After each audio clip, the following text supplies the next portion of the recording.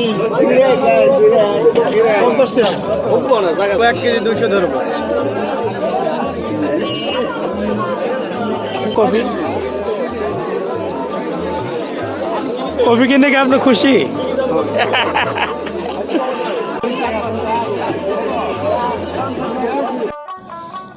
আসসালামু আলাইকুম রহমতুল্লাহ।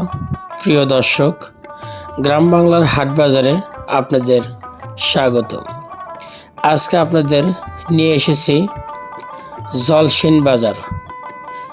হ্যাঁ, জলসিন বাজার এটি জফরাহাট সংলগ্ন ধামরাই কালামপুর নয়ারহাট। শীতের সকালে এই বাজার টাটকা শাকসবজি আমেজ নিয়ে টয়টম্বর। একদিক দিয়ে যেমন মানুষ ক্ষেত থেকে টাটকা শাকসবজি তুলে নিয়ে আসে, অপর দিক দিয়ে মানুষ টাটকা শাকসবজি কিনে নিয়ে যায় বাড়ি। দেখুন বন্ধুরা, এখানে ফুলকপি কত স্বদেশ, পাতাকপি ডাঙা।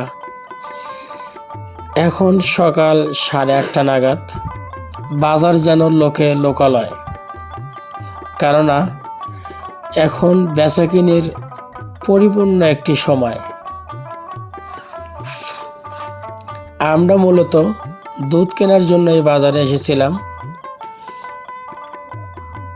এখানে টাটকা মূলা, ধনিয়ার পাতা, মিষ্টি কুমড়া ইত্যাদি শীতকালীন সময় যে সবজিগুলো পাওয়া যায় তা সব ধরনের সবজি এই বাজারে বিদ্যমান, কেননা আশেপাশে গ্রাম থেকে এই সবজিগুলো এই বাজারে নিয়ে আসে।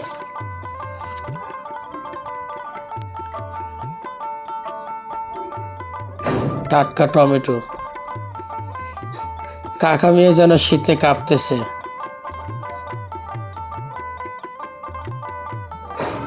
মিষ্টি কুমড়া এখানকার বাজারে 20 টাকা কেজি। যে মিষ্টি কুমড়া ভাইটি হাতে নিয়েছিল এটা প্রায় 3 কেজি প্লাস।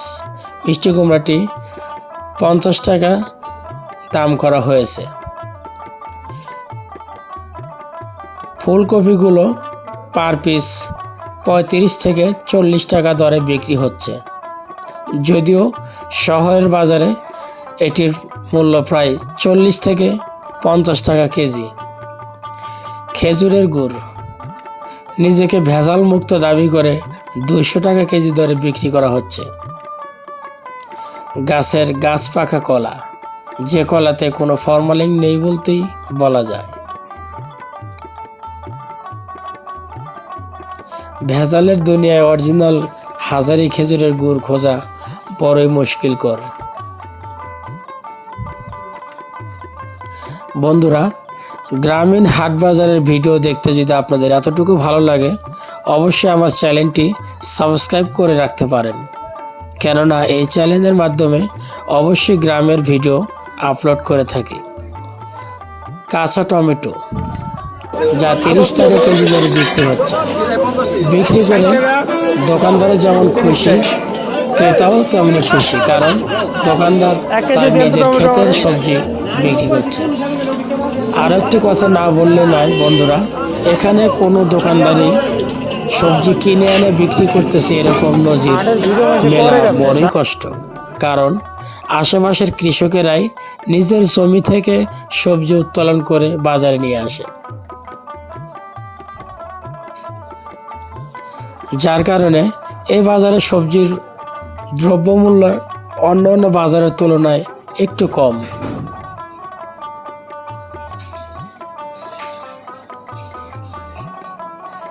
গ্রামীণ সভ্যতার হাট বাজারগুলো আজ বিলুপ্তির পথে, কেননা শহর এবং বড় বড় অনলাইন শপগুলোর কারণে এখন বাজারে যাওয়াটা মানুষ বিলুপ্তির পথে উঠে গিয়েছে।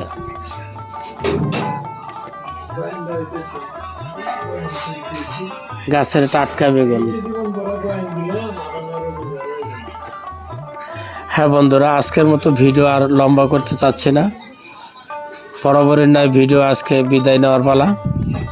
তাই যদি কারোর আপনাদের ভিডিও ভালো লেগে থাকে, অবশ্যই আমার চ্যানেলটি একটি লাইক কমেন্ট করে উৎসাহিত করবেন।